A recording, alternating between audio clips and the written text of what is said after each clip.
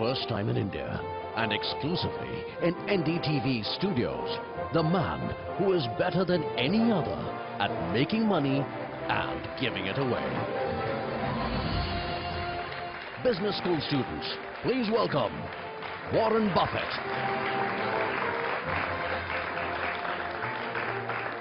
Well, there are times in your life when you are really happy to get to work and tap dance to work, like the gentleman I have here. And this is one of those moments when I'm really thrilled to be a journalist, because with me are a whole lot of students and the one and only Warren Buffett.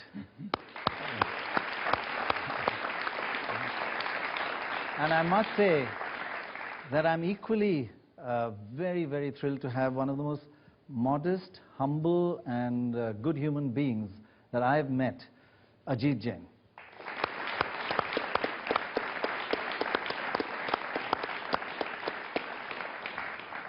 Well, we're going to get your questions ready, and please be impressive, right? Short, sharp questions, and be tough. This is your one chance. Anything goes. Anything goes. He says, you can ask anything. But I'd like to while they're thinking, you gave an interview, a press conference, 3 hours after landing in India, and you said it's only 3 hours, and I really can't comment much. But you're a man who looks more than just the quantitative numbers, 8% growth rate, 10% growth rate. You have a qualitative feel. Well, You've been a little time here. What are your impressions of India? Well, it is much as I expected. I mean, I expected to see a booming economy, which I've seen. And our particular plant that I visited in Bangalore is just expanding very rapidly. But what I've had a chance to get to meet a lot of people, and I've made some new friends, and a few of them I've invited over to our annual meeting in Omaha. I told them be sure and vote for me if they come. But it's been nothing. It's been nothing but fun so far. But it's been a hectic schedule. It's busy, but I get paid by the hour, so it doesn't make any difference. Well, these kids, they tend to embarrass me because they're much more competent. I think, Ajit, you'll agree with me. This younger generation in India is much more competent than our generation. Is it the other way around in America, that the younger generation are a little, they've got everything they really need, they're not as hungry, so it's a reversal that you've got a great existing generation and a not so hungry new generation. We've got a dull old generation like us, but a really hungry young generation. I meet with, I'm going to meet with 48 schools this year, universities. A couple of them from outside the country, but 45 of them are from America.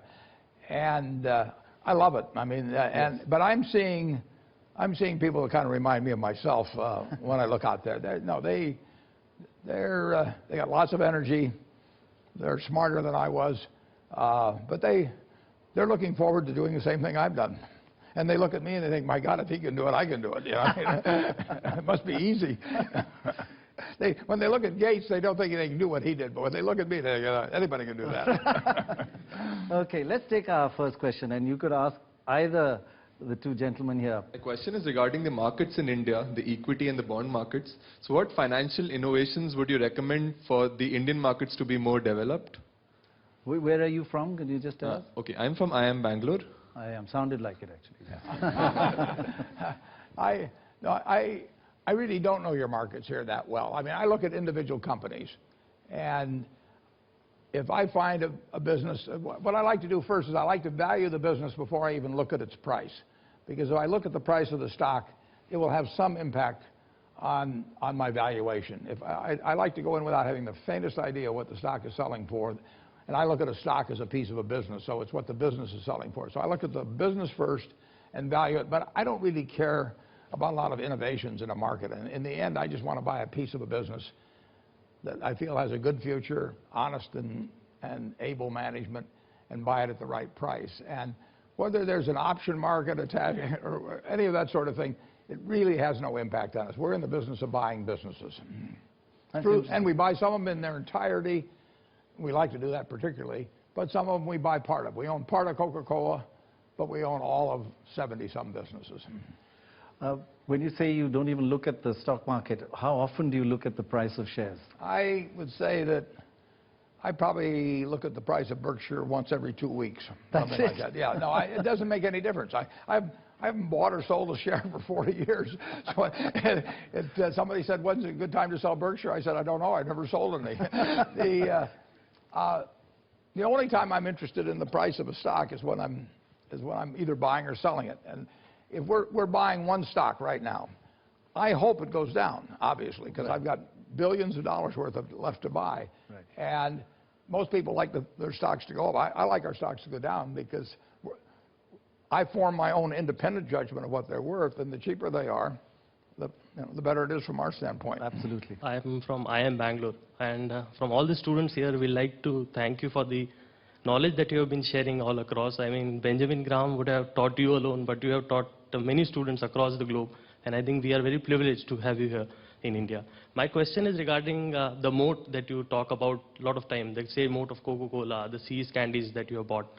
How do you identify them? I mean, it's easy exposed. Now you sit here, you say that Coca-Cola's moat is expanding.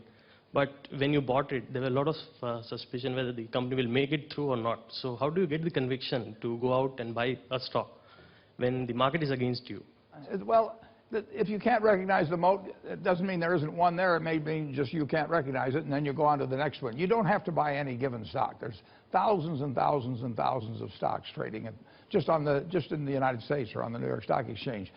And you don't have to be right on every one of them. You only have to be right on the ones that you buy. And so there are times when I can see that there's a moat around a product. Take Coca-Cola. I mean, if you've been selling a product since 1886, and every year you sell more than the year before, and finally you're selling, in terms of all Coca-Cola products, 1.6 billion 8-ounce servings a day, you've got a moat around that product. Now, the moat is partly the taste of the product itself, but it's also the association that comes to your mind. If I say Coca-Cola, everybody in this room has something in their mind about it. And what we hope at Coca-Cola is that it's something favorable. So we want to be around you when you're experiencing moments of happiness. So we are going to be at the Olympics and the World Cup, and we're going to be at Disneyland and all kinds of places where you're happy. And that, over time, will build something in your mind about a product. I can name 100 other soft drinks, and there's nothing in your mind about them. And that presence of mind, with billions of people all over the world having something favorable in their mind about their product, it's huge over time. We do have this candy company, See's Candy in California. If a 16-year-old in California buys a box of that candy and takes it to the girl that he's fallen for and presents it to her or to her family before they go to the movies, and she kisses him, we own him. I mean, forever. He is not going to try another product.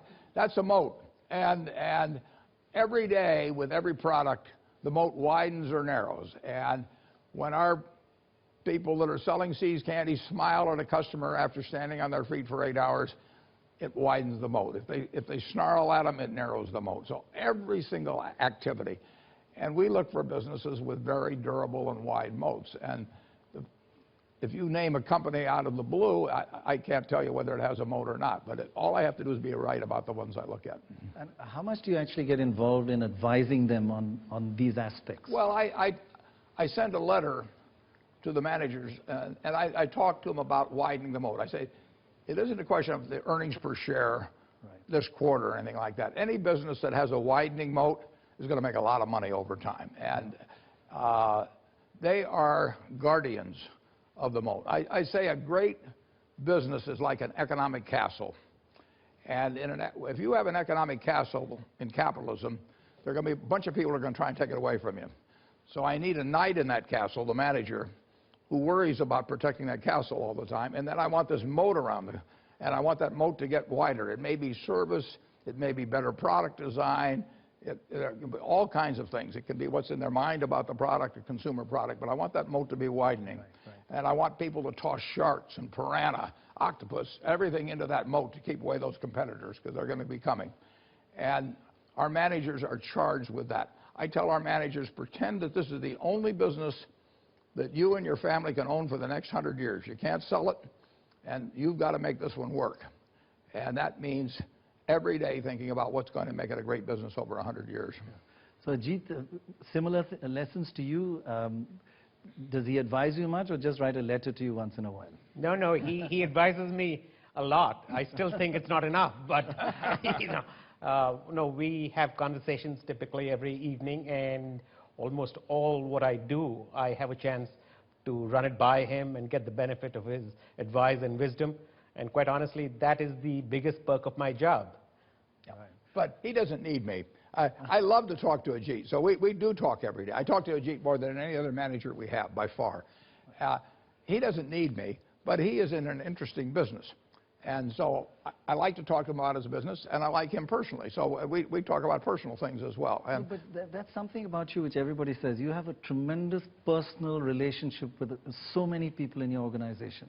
Your friends. Well, I've got the ultimate luxury. I get to associate with the people I want to associate with. Right. So if I meet somebody who wants to sell me their business and they cause my stomach to churn for some reason, I don't have to buy it. I mean, and I can't be fired. I've got a friend who likes to own 100% of his company because he likes to look in the mirror and say, all my shareholders love me. Well, I look in the mirror and I say, enough of my shareholders love me. So so I get to choose who I associate with. That's a terrific luxury in life. And yes. And so when I find Ajit back in 1985, and I mean, I feel like I've discovered a gold mine or something, and he's somebody that I'm attracted to personally. We're good friends. That makes my life better. It makes Berkshire more valuable, but it makes my life better on a personal level. And we've got dozens of managers. There's one right here with me on this trip, Kathy Barron-Tamraz, who runs Business Wire, has 3 offices in India, and it is a joy to work with Kathy. I mean, my life is better because she's part of Berkshire. Berkshire's better because she's part of Berkshire also. But I get that. I have that option.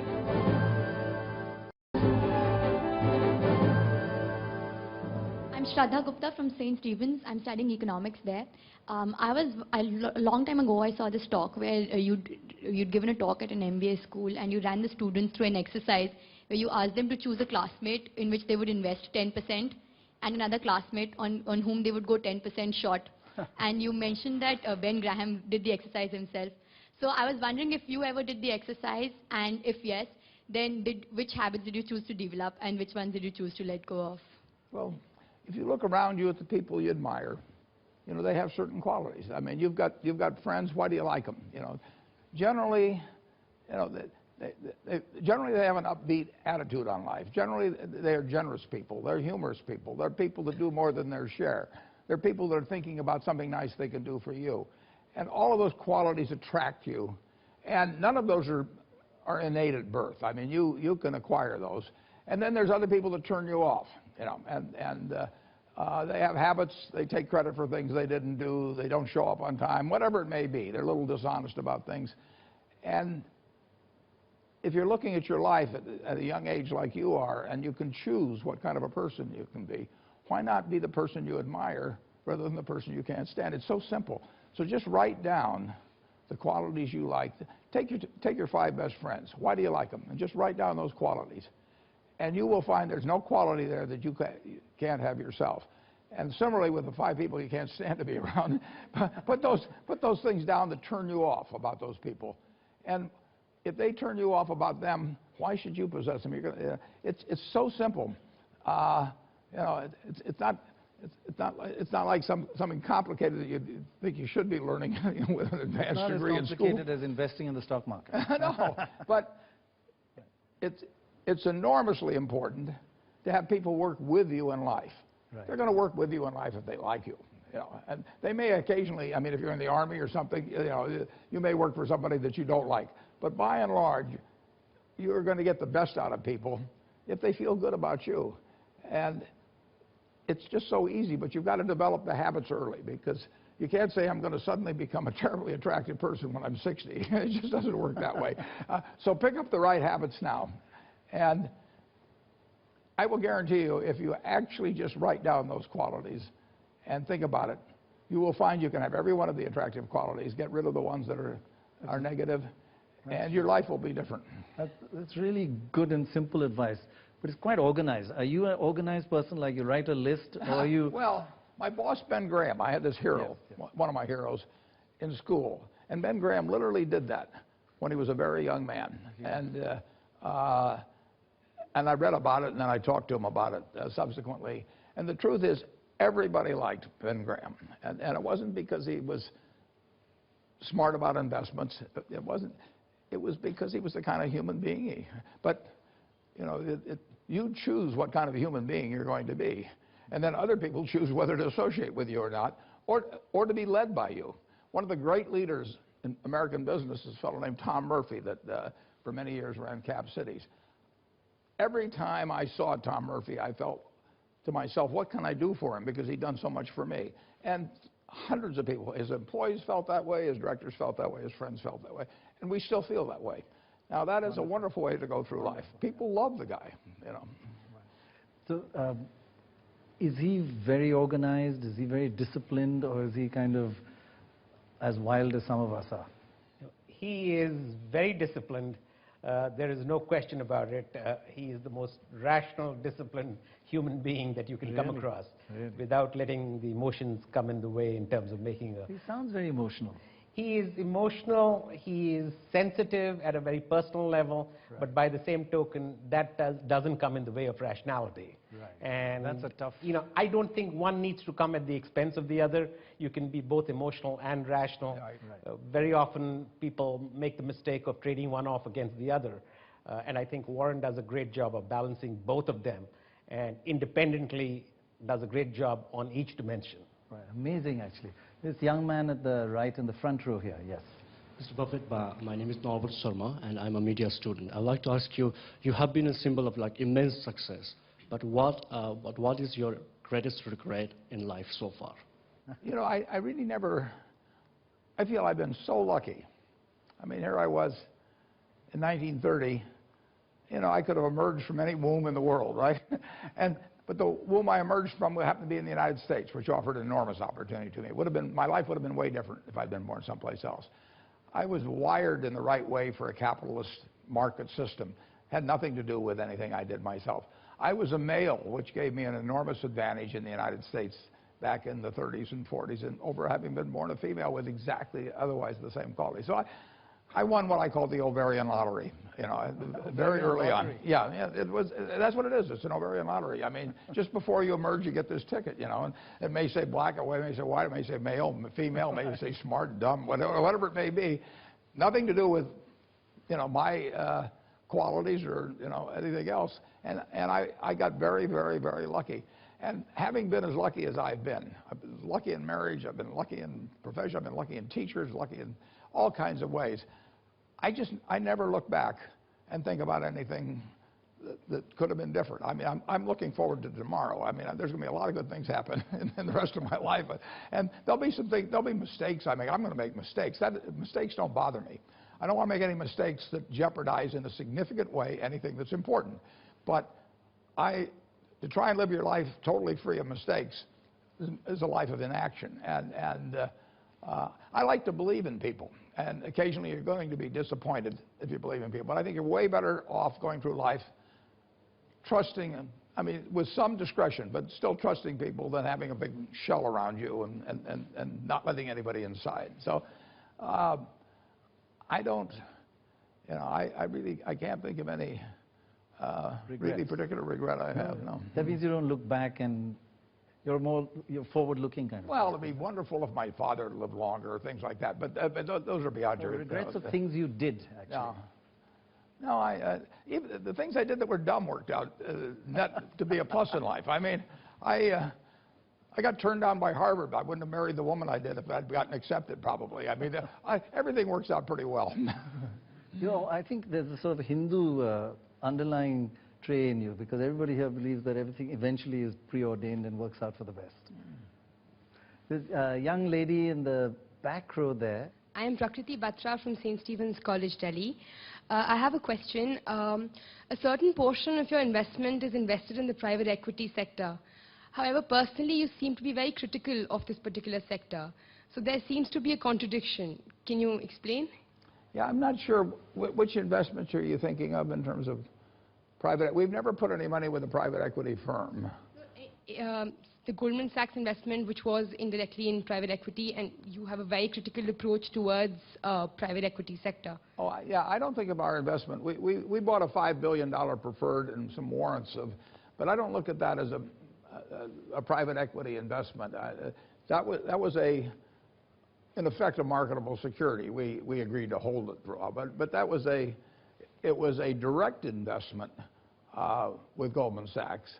But I would not consider that a private equity investment. I think of private equity more in terms of taking firms private, usually with a fair amount of leverage, and then reselling them to the public later on. And I can't think of any instance where we've done that.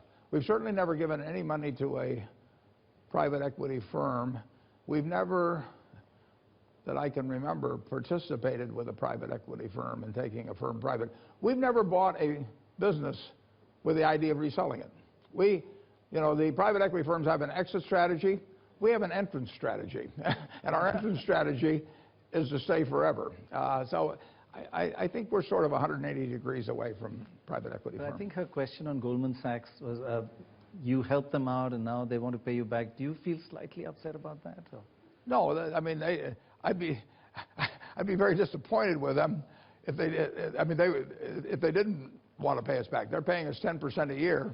Yeah, that's $15 a second. Tick, tick, tick. $15 just as we go along. So I'm hiding from them now. They're gonna call our preferred on April 18th, and I'm hoping they have to find me personally. And I plan to go into a cave someplace. They'll never find me.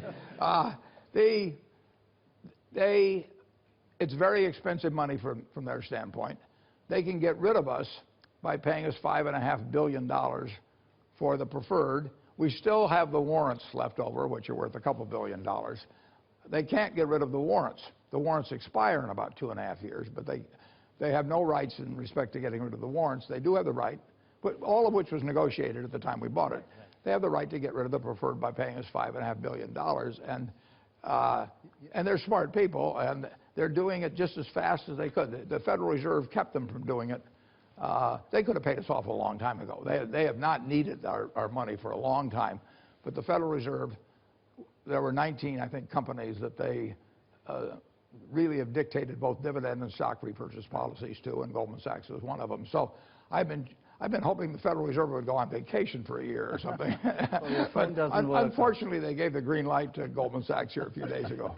But Ajit, do you think that was an emotional decision, the Goldman Sachs one, at that time, or was it a... Not at all.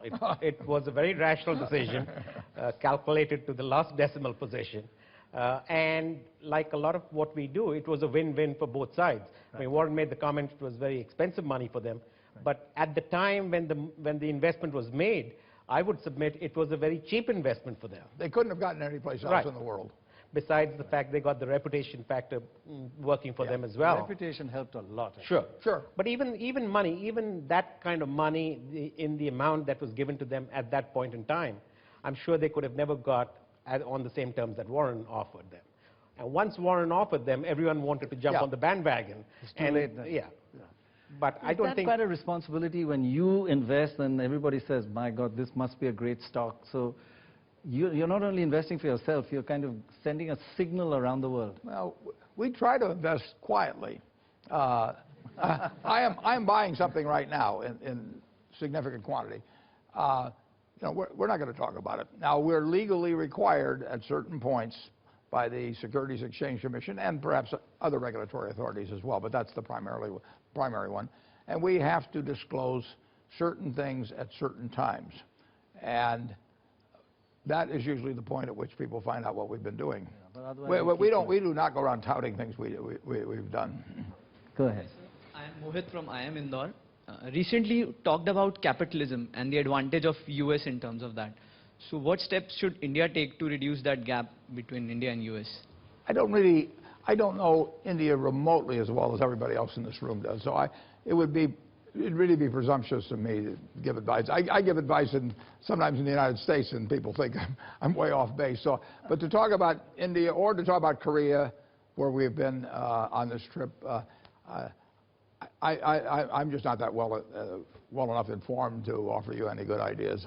But do you feel that there is an entrepreneurial spirit here? Have you got that kind of... there's an entrepreneurial spirit. You felt that? Absolutely. When Ajit came in 1985, about 2 years later, I wrote his parents, right here in Delhi, I wrote his parents and said, if you have one more like him, send him over, because then I'll own the world. Hello,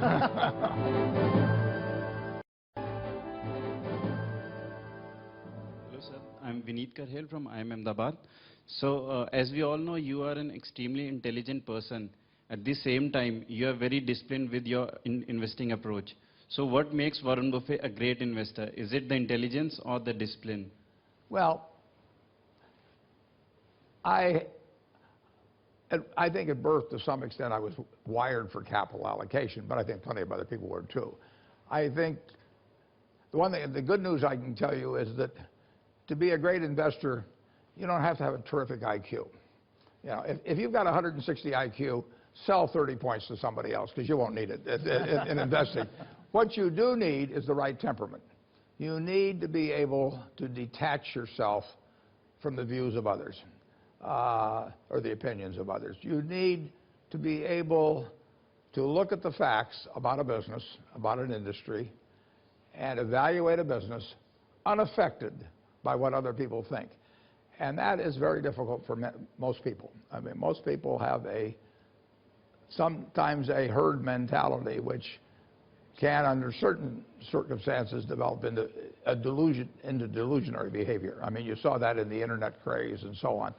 So I would say that I'm sure everybody in this room has the intelligence to do extremely well in investments. They're all 160 IQ. Well, they don't need it. I'm disappointed that they haven't sold off some already. And the 160s won't beat the 130s at all, necessarily. They may, but I mean, they do not have a big edge. But the ones that have the edge are the ones who really have the temperament to sit, look at a business, look at an industry, and not care what the person next to them thinks about it. Not care what they read about it in the newspaper, not care what they hear about in television, not listen to people who say, you know, this is going to happen or that's going to happen. You have to come to your own conclusions, and you have to do it based on facts that are available. If you don't have enough facts to reach a conclusion, you forget it. You go on to the next one. So you have to also have the willingness to walk away from things that other people think are very simple. And that's, a lot of people don't have that. I mean, I don't know why it is. And I've been asked a lot of times whether that was something that you're born with or something you learn, and I'm not sure I know the answer. But temperament's important. That's very good advice, that to be detached from all the noise that's come. Yeah. So you shouldn't just go with the herd. If you don't know the answer yourself, don't expect somebody else to tell you. Okay. And if you don't know the answer yourself and somebody else says they know the answer, don't let that fact push you into coming to a conclusion about something that you just don't know enough to come to a conclusion on. So we are actually going to launch a campaign searching for a hero of the stock market. Not the well-known ones. Could be anybody here around the country, asking people to kind of assess things. What advice would you give anybody who wants to be India's hero of the stock market? Well, they just have to learn to value businesses. And if you can learn how to value a business and your value comes to X and it's selling for half X, and you know what you're doing, you're going to make a lot of money. You won't make it tomorrow or next week necessarily, but you'll make it at some point. And when you think about it, I'll talk in terms of the United States market, but you're looking at $20 trillion or something worth of stocks. You're looking at businesses that start with Abbott Laboratories and end up, you know, with some company that starts with a Z at the end. I mean, there's thousands and thousands and thousands of businesses. You don't have to be right on anything except one. And their prices change every day. If you look at the typical stock on the New York Stock Exchange, its high will be perhaps, for the last 12 months, will be 150% of its low. So they're bobbing all over the place. And all you have to do is sit there and wait until something is really attractive that you understand, and you can forget about everything else. That is a wonderful game to play in. I mean, there's almost nothing where the game is stacked in your favor like the stock market. And then what happens is people start listening to everybody talk on television or whatever it may be, or read paper, and they take what is a fundamental advantage and turn it into a disadvantage. But there's no easier game than stocks, but you just have to be sure you don't play too often. Ajit, Mr. Buffett makes it sound so simple. A game stacked in your favor. But to be the hero of the stock market, is it that simple? You know, it is that simple as he just outlined. The only thing, and he talked about it earlier, that I would superimpose on what he said, is the discipline and the ability to say no. I see it in my own business, in the insurance business. I'm not smart enough to dabble in the stock market. But in the insurance business as well, more than finding the right deals, if you have the discipline to say no to the deals that you don't feel are properly priced or meet your requirements. Discipline to say no. The discipline to say no, I think if you have that and you're not willing to let people steamroll you into saying yes, if you have that discipline, that's more than 50% of the battle. Don't do anything in life where if somebody asks you the reason why you're doing it, the answer is everybody else is doing it. I mean, if you just cancel that as a rationale for doing any activity in life, you'll live a better life, whether it's at the stock market or any place else. I've seen more dumb things, and sometimes even illegal things, but justified on the basis of everybody else is doing it. And you don't need to do what everybody else is doing it. It's maddening during the internet craze, when the bubble was going on, and here's your neighbor who's got an IQ 50 points below you, and he's making all this easy money, and your wife is telling you, this jerk next door is making money, and you're smarter than he is, and why aren't you making money? Well, you have to forget about all that sort of thing. You just have to do what works, what you understand, and if you don't understand it and somebody else is doing it, don't get envious or anything of the sort. Just go on and wait till you find something you understand. Amazingly solid advice. But saying no to somebody who comes to you and says, my life, this is a dream, my life depends on it, and isn't it tough to say no sometimes? Well, I'm not sure whether their life depending on your investment. Yeah. Investment? No, I'm not. I would tell them they're in the wrong. They got themselves in the wrong position. My life depends on not doing dumb things. Isn't it tough to say no to sometimes? A lot depends on the corporate structure that you're a part of. If you're a part of a corporate structure where the boss is comparing you to the rest of the market and saying, forget your wife, if your boss is comparing you with the rest of the market and saying, these guys are going up and they're writing more premiums than you are, what the hell are you doing? That makes it very difficult for you to maintain that rationality and to maintain that discipline. But if you work for a setup like ours, where the boss understands the business, and it becomes a lot easier to be very rational and to be very disciplined. I mean, a lot of people give me credit for being very rational and being disciplined. But I think the real tailwind is I work for a company, work for a boss, work for a board who understand the business. And they're not comparing me with the short-term performance of some of my competitors. They're looking at me on an absolute basis, which makes it easier for me to be disciplined and rational. If I call up Ajit and he hasn't done anything for a month and everybody else is writing a lot of business, I say, funny thing, I haven't found anything to do for a month either. That is the absolute true story. Yeah, absolute truth. Girl, yes, in the second row there on the left, yeah. I'm Fern Sharma from St. Stephen's College, and my question to you, sir, is despite being good friends with Bill Gates, we don't see you investing much in IT companies. Why is that so, sir? Because I don't have the faintest idea which ones will be the winners. I know there will be winners, but I don't know. I met Bill in 1991, and he'd been pretty successful up to that point, and he kept being successful. But I didn't know what his company would look like in 10 years. I didn't even know Google was going to exist. I didn't know what Oracle was going to. I didn't know anything about what the industry was going to look like. I knew the chewing gum business would look the same 10 years later, or the Coca-Cola would look how it would look 10 years later. It wasn't a negative view. It was simply a acknowledgement on my part that I did not know enough about the businesses in the future to foresee who the winner would be. And it would be exactly like if you went back to 1910, when there were probably, by that time, 1,000 auto companies in the United States. Ford was going to be enormously successful, General Motors was going to be enormously successful, and 900 and plus of them were going to disappear. And I wouldn't have known which one was going to be the winner. I know who's going to be the winner in certain businesses, And when I know it, I back it up big time.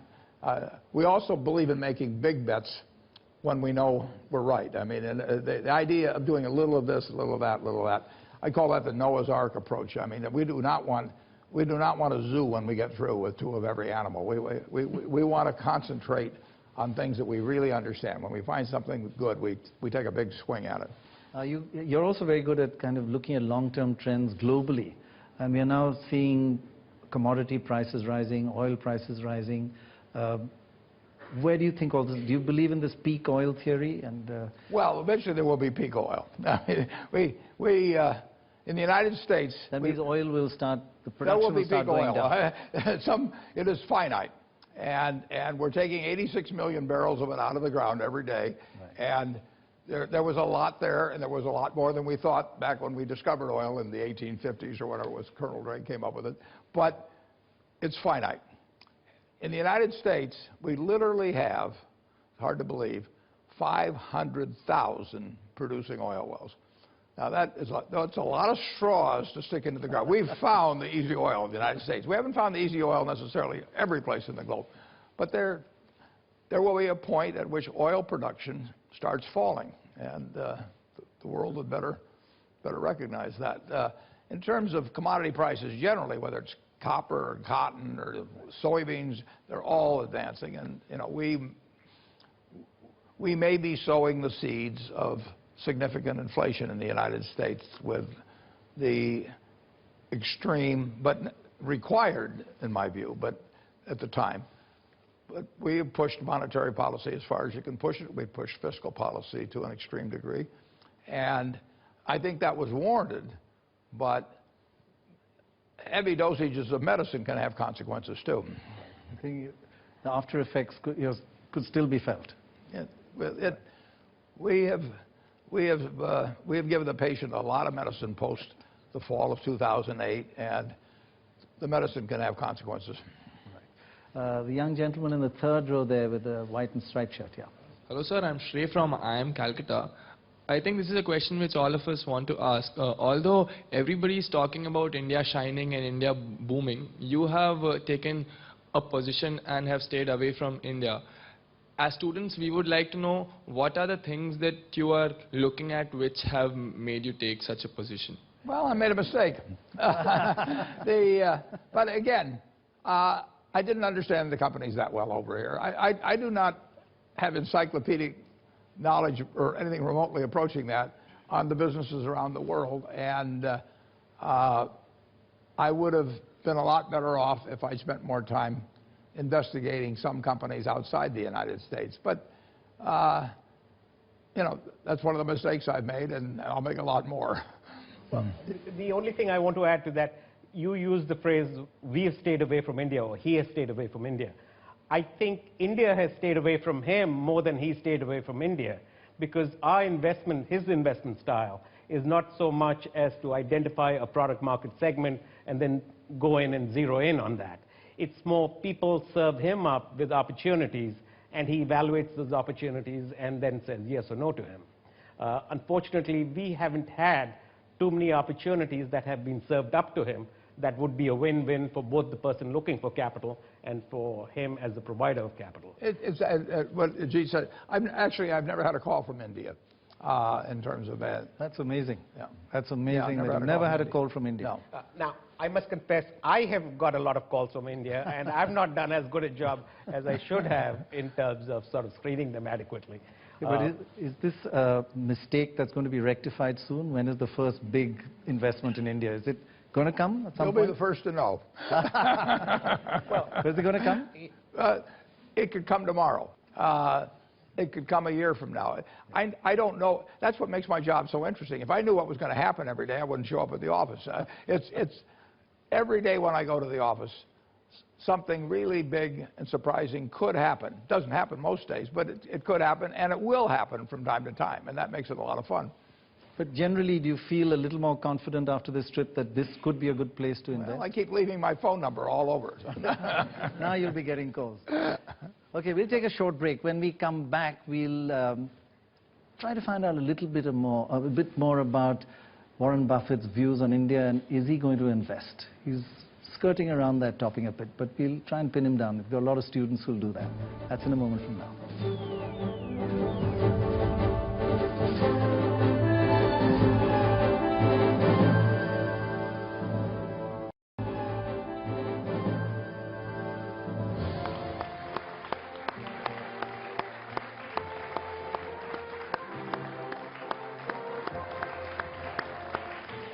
Welcome back to Warren Buffett, the man who's made more money than anybody else and given away more money than anybody else. And a lot of people here who want to ask questions about your philanthropic nature as well. We'll come to that. First here in the front row, do you have a mic? Okay, go ahead. Why don't you ask a question? Sir, yesterday you mentioned that Indians are not hardworking as they were earlier, but they are smart working. In regard to this, like recently you mentioned, if you, Charlie and Ajit Jain are traveling in the same boat, if one has to be saved, it will be the Ajit Jain. So is it because of the smartness or any specific quality which made you to make that type of statement? I just think that Ajit is far more valuable to Berkshire Hathaway than those other two members of the boat, my partner Charlie Munger and myself.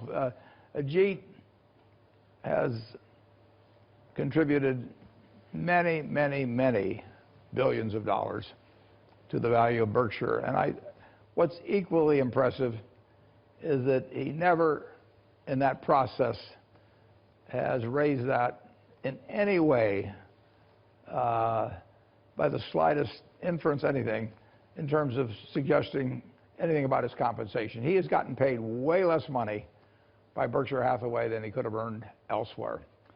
And he feels about it, I think, quite an extent the same way I feel about it. I mean, we want to do, first of all, the best job for the company, and we want to have a lot of fun while we do it.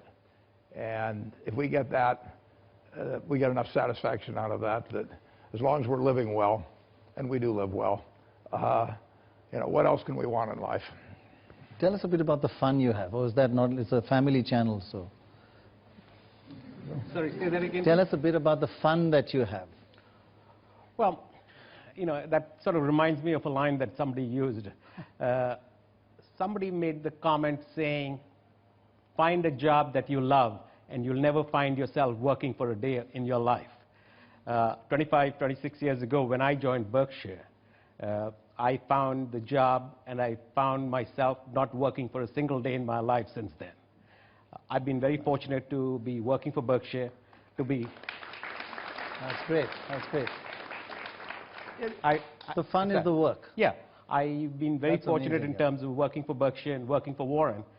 Warren uses the phrase that he won the ovarian lottery, but I won a lottery when I joined Berkshire. He has no idea what winning a lottery is all about. But what we find fun, incidentally, is we get unusual insurance propositions given to us. And sometimes Ajit will think of what his answer would be to that particular problem, and I'll think of what my answer would be. And it's a game of sorts. And we get a lot of fun out of sort of pitting our views against the rest of the world. And sometimes we're wrong, sometimes we're right. You can't judge by outcome. You have to judge by probabilities going in. But it's a very, very interesting game. Intellectual fun, and it's challenging. And there's real money involved. Yeah. The young lady here in the blue. Hi, I'm Malika Davar from St. Stephen's College again.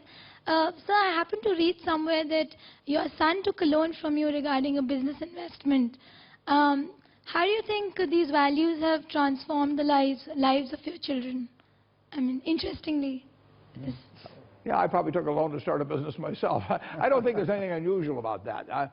My children grew up in a middle-class neighborhood where I still live. I've lived in the same house now for 52 years. I paid $31,500 for it. All of my children went to public school. They went to the same grade school their mother went to. They went to the same high school that my father went to. And they lived a very normal way growing up. And I think they would say, and it's certainly my feeling, that they are better they've had a better life because of that. They have not lived in some rarefied atmosphere at all. They were not some rich person's child, and if they wanted to start a business or buy a car, they had to figure out how to do it, just like I had to figure out how to do it, probably just like you'd have to figure out how to do it. And I don't think they've missed anything by not being treated as the children of an extremely rich man over the years. I think they've gained a lot. I think they know who their friends are. I think they have seen and made friends with people in all kinds of economic situations and social situations. They went to a school where the students were perhaps 25% black. They know America as it is, and they know who they are. I think they have a feeling of security about the fact that they have achieved what they have largely on their own. They've certainly been helped by the position I'm in, but not disproportionately at all. So I feel wonderful. My children are in their 50s now. I feel wonderful about how their lives have turned out, and I think they feel good. They could have had everything handed to them, but how would they feel about themselves? How would they feel about whether their friends are really their friends, whether, why their spouse married them, who knows what. If I were to do it all over again, I would do it exactly the same way in terms of raising the children. When you gave away these tens of billions of dollars, what did they say to you? Oh, shucks. Well, my wife and I, 15 years ago, originally we thought we were going to set up one large foundation. And then about 15 years ago, still with the idea there'd be one very large foundation, but I really wanted each one of the children to have their own foundation. Right. And people thought they had a lot of money by this point in their lives. They had important interests in education, and one son in helping people farm around the world and all of that. Right. So one Christmas, my wife and I set up a foundation for each of the three of them and gave them to them as a Christmas present. Not money for themselves, but money they could give to others. And I told them at the time a couple of things. I'm not going on the board of the foundation. I'm not judging one of you versus the other. If I add money later on, I'll add the same amount with each child, because who knows which activity in philanthropy is going to have the greatest long-term payoff. Well, we've added to that as we went along, and now you can go to BerkshireHathaway.com and you can see the letters that I wrote my three children about this. They're about a page and a half or 2 pages. And in effect, they have $1 billion foundation each. The interesting thing about that is I've seen foundations where all the children were on one foundation board, and they start ganging up on each other. It brings out the worst in them. Right. This way, if one of the children has a good idea, other ones can pick it up if they like it, or if they don't have to. So it's brought them closer together, and it has not acted as a divisive force, as I've seen with some other family foundations. When you talk about families, there are a lot of businesses in India which are family-run. Is that a negative, or are you neutral? When it works, it works wonderfully, and when it doesn't work, it's a disaster. And I bought a lot of businesses from families, and sometimes I bought them because the family couldn't get along. But I have given the gift to my children that my father gave to me. My father said to me, he said, anything you do, I support. He says, you're going to be good at anything you do. I want you to do what you want to do. You don't have to do what I do. You're your own person. I have told my three children exactly the same thing. If they had wanted to come into the Berkshire Hathaway business, it'd been fine. But I do not regard, because I make a lot more money than they do, that does not make me a superior human being at all. I regard what they each do as fully as important in terms of their humanness as what I do. And they know it, and they do what they're best at. And I've given them some resources to do it on behalf of other people. Ajit, Indian family businesses is different from American families. It's a much closer relationship here. Do you look at that as a negative or a positive for Indian investment? I think it goes back to what Warren said. If they work brilliantly. And if they're a disaster, it's very dysfunctional. There are a lot of family businesses that have stood the test of time in India. So it's not a negative? No. On the contrary. You have to check each one. No, it can be wonderful. One of the best businesses we have is run by the third generation.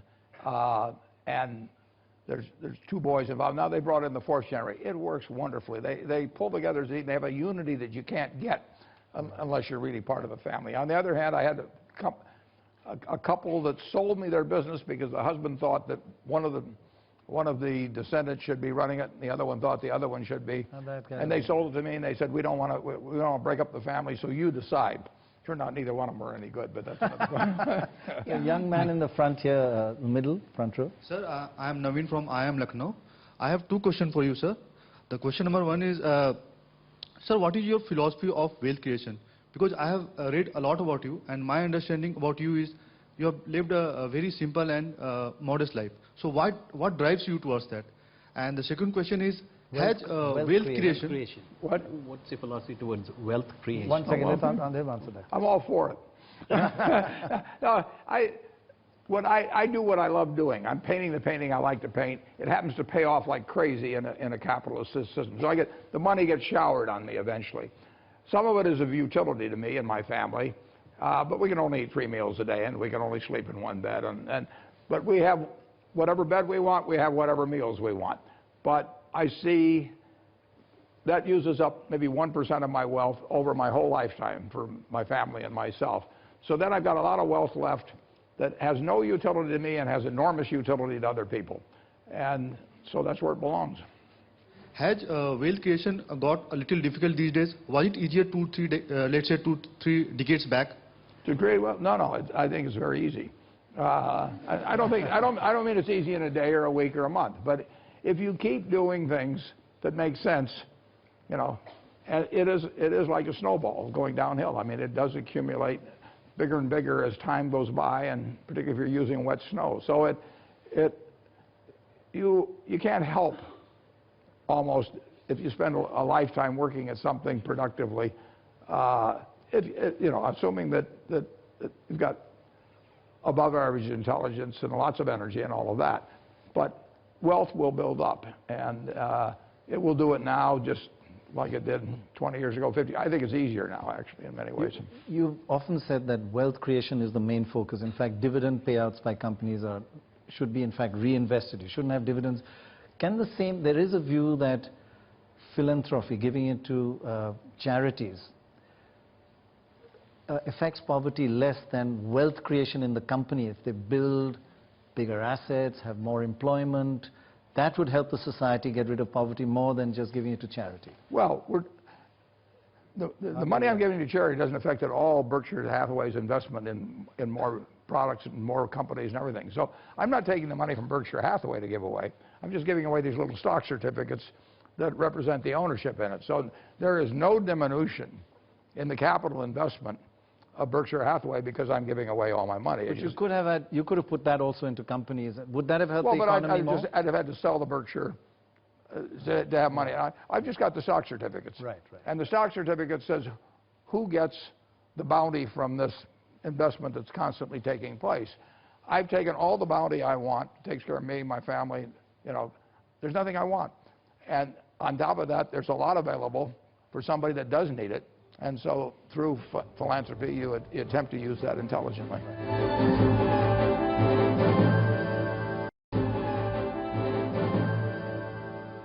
You had some questions for these young 160 IQ kind of people. We already told them that you've got 30 IQ too much, right? Just give it away, sell it, trade it. When I look at a group like this, I feel very good about the future.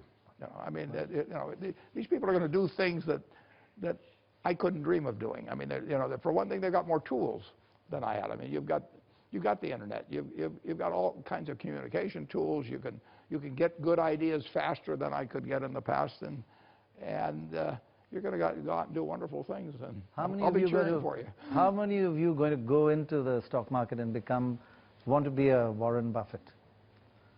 That's about... I'll take a 10% royalty from all of you. That's about 50% or a little more, maybe 60, 65% of you. Any questions? Yeah, the young gentleman here. Hello, sir. I'm Naman Mittal from IIM Ahmedabad. My question is regarding a starting investor. An aspiring investor who's just starting out will always face cash crunch problems. So what should be the strategy be for a starting investor to counter that? And is it any different from a successful investor with a lot of money and liquid cash flow to invest? Yeah, when I started, I had way more ideas than money.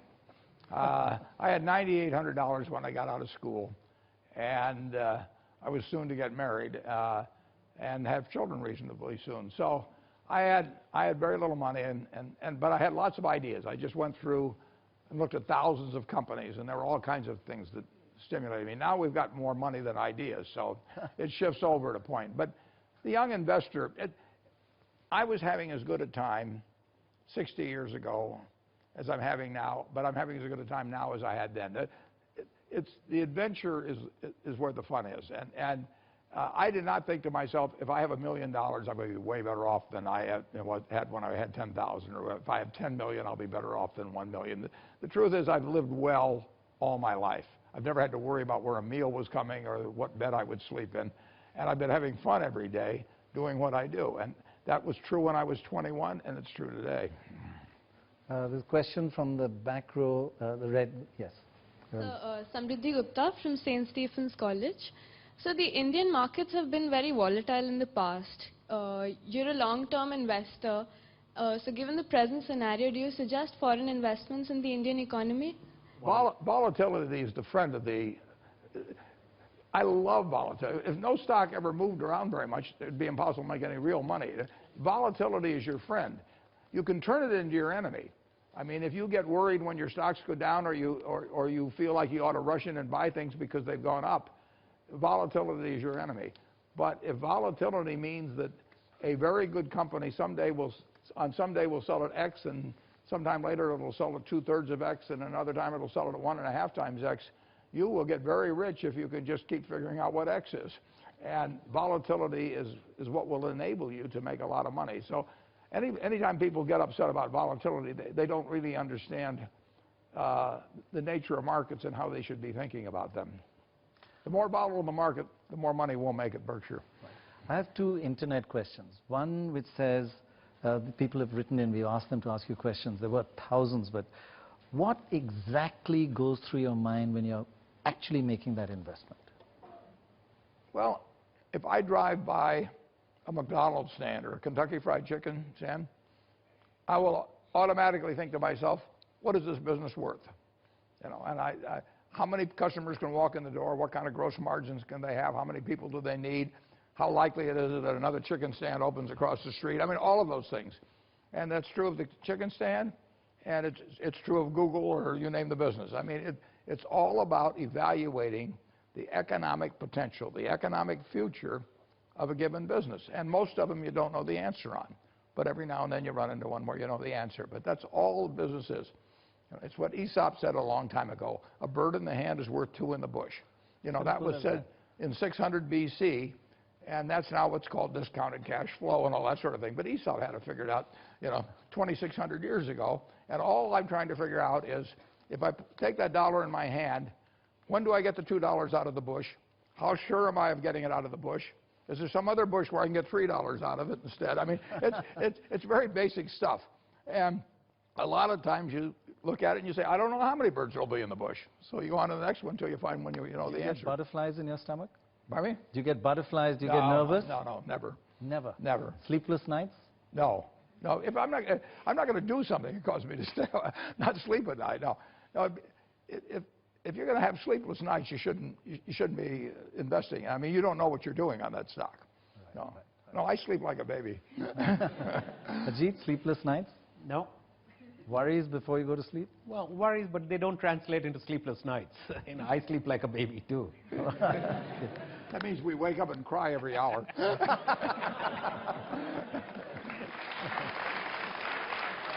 I think we'll take one last question on the left there. Smart young gentleman in the tie, with the tie, yeah. Hello, sir. My name is Siddharth. I am from IIM Lucknow. So my question to you, sir, is as a person and as an investor, how has the Warren Buffett of 25 years has changed from Warren Buffett of today? How much have I changed in the last 25 years? Very, very little. I like to think that anyway. If you take me out on a tennis court, you might find out I've changed quite a bit. But I am doing what I was doing then. I'm having the same kind of fun. I'm working with even more people that I like and really enjoy working with. So in a sense, that part has gotten better. But there's really, you know, I wouldn't have been doing it 25 years ago if I didn't enjoy it. I wouldn't be doing it now if I didn't enjoy it. I can do anything in life I want that doesn't require any physical ability or anything of the sort. But I elect to do what I'm doing because it really is the most exciting thing, interesting, challenging thing I can be doing in life, and that was true 25 years ago, and I hope it's true 25 years from now.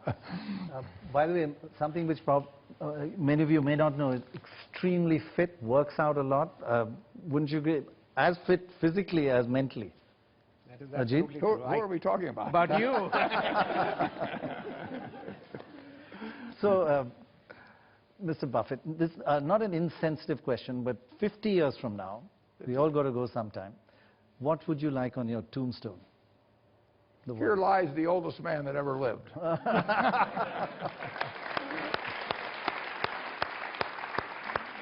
Well, that shows that you just love life, and that probably is the secret to your success. Well, thank you very, very much. Hasn't that been wonderful? Thank you.